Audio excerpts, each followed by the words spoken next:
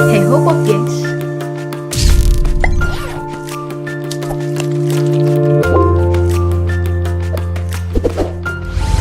Belum lama ini, Indonesia telah merayakan Hari Kemerdekaan yang ke-76 pada tanggal 17 Agustus kemarin. Tidak terasa, usia Indonesia udah lebih dari 3/4 abad. Dalam perjalanannya sebagai negara merdeka, ya Indonesia memang belum bisa dibilang menjadi negara maju, seperti memiliki banyak masyarakat sejahtera dan menjadi sorotan dunia, seperti Singapura, Korea, Jepang, ataupun Amerika. Mungkin saja perjalanan untuk menyaingi negara-negara tadi masih sangat jauh untuk ditempuh. Nah, masih berada dalam momen kemerdekaan dan bulan Agustus. Gak semua hal baik terjadi di bulan Agustus.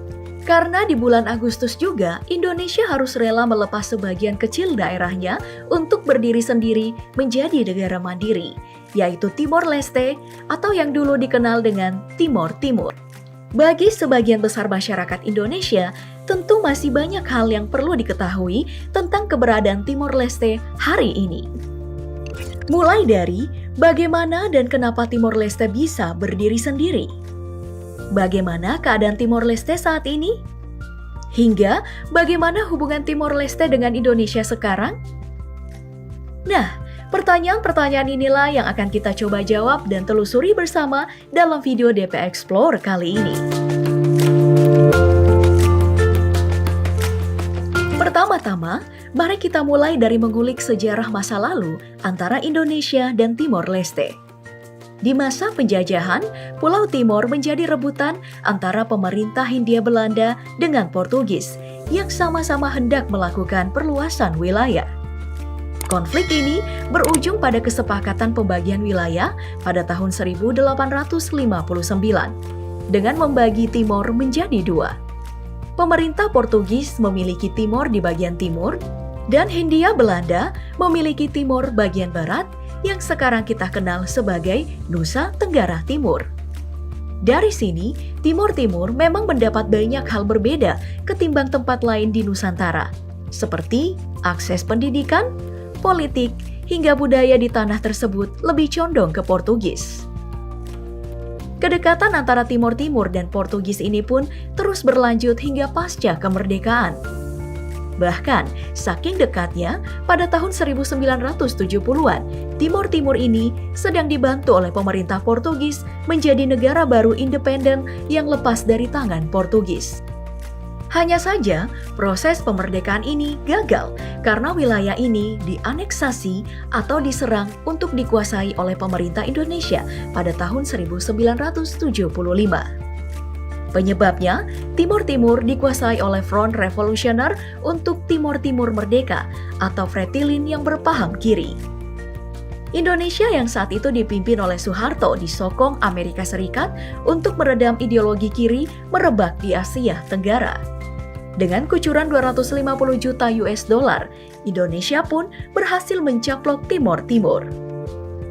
Pendudukan Indonesia ini pun tidak lepas dari beragam kontroversi, seperti kekerasan brutal di Timor Timur pada tahun 1975 hingga 1999 yang disinyalir melanggar hak asasi manusia. Ya, karena memiliki latar belakang sejarah yang berbeda dan tumbuh dalam lingkungan berbeda sejak masa penjajahan, Timor Timur ini memang tidak pernah memiliki kedekatan emosional dengan Indonesia.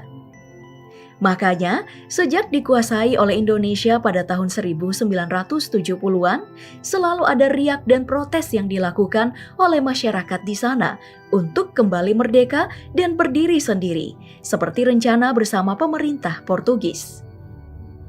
Angin segar berhembus setelah reformasi Mei 1998. Ketika Presiden B.J. Habibie saat itu menyetujui tuntutan penyelenggaraan referendum menentukan nasib sendiri bagi Timor Timur pada tanggal 27 Januari 1999. Dan pada tanggal 30 Agustus 1999, referendum diselenggarakan dengan dua pertanyaan. Pertanyaan pertama, apakah Anda menerima otonomi khusus Timor Timur dalam NKRI? Dan kedua, apakah Anda menolak otonomi khusus tersebut? Dan hasilnya, dari 438.968 suara, ada 78,50% yang memilih opsi kedua, dan 21,50% memilih opsi pertama. Hasil inilah yang menjadi dasar pemisahan Timor Timur dan berdirinya negara Timor Leste yang keberadaannya diakui oleh PBB pada 20 Mei 2002.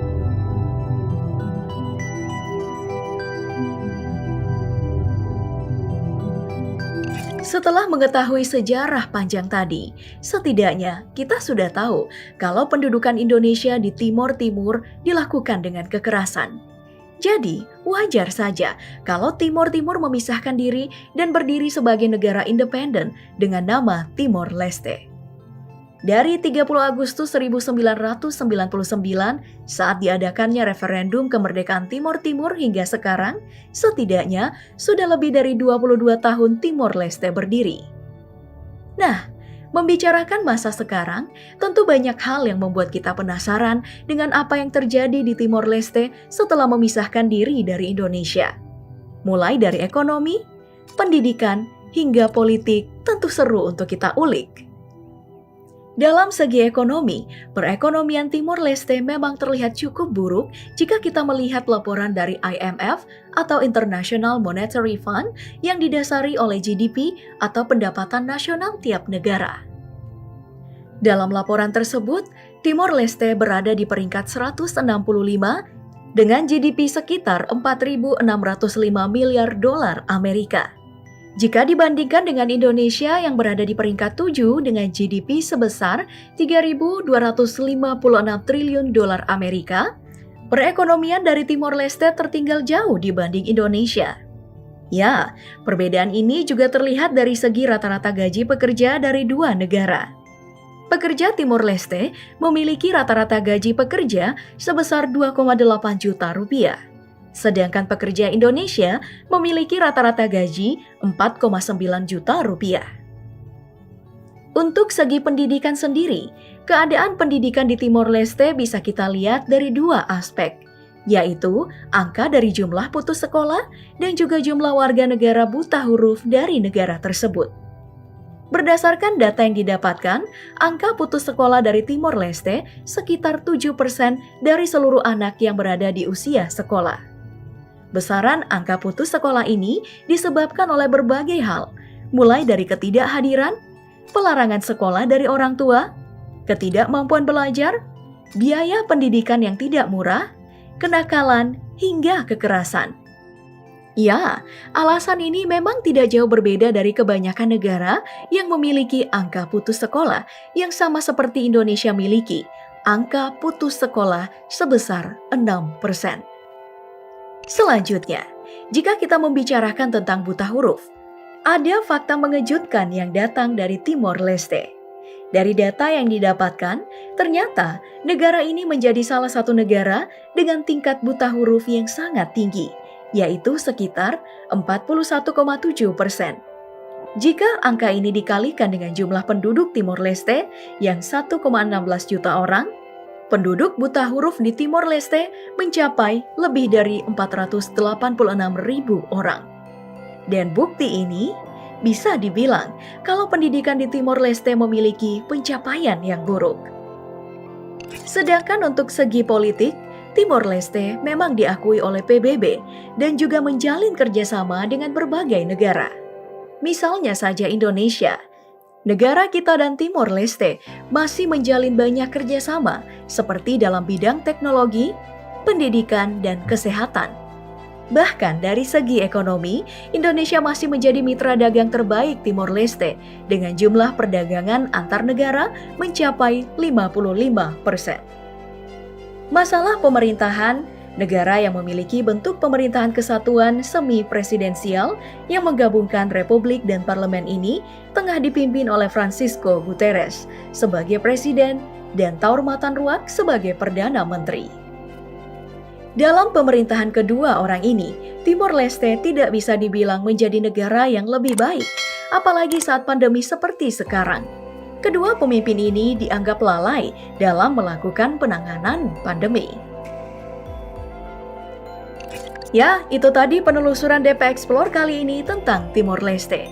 Jika ada yang bertanya, apa Timor Leste mau rujuk lagi dengan Indonesia atau tidak? Ya, jawabannya mungkin saja tidak. Karena sebagai negara merdeka, tentu saja Timor Leste yang pernah direbut dengan kekerasan oleh Indonesia masih merasakan beberapa trauma. Jadi, meskipun negaranya nggak sebagus Indonesia, ya orang-orang di sana juga masih betah, walaupun dalam faktanya kehidupan di sana sangatlah sulit.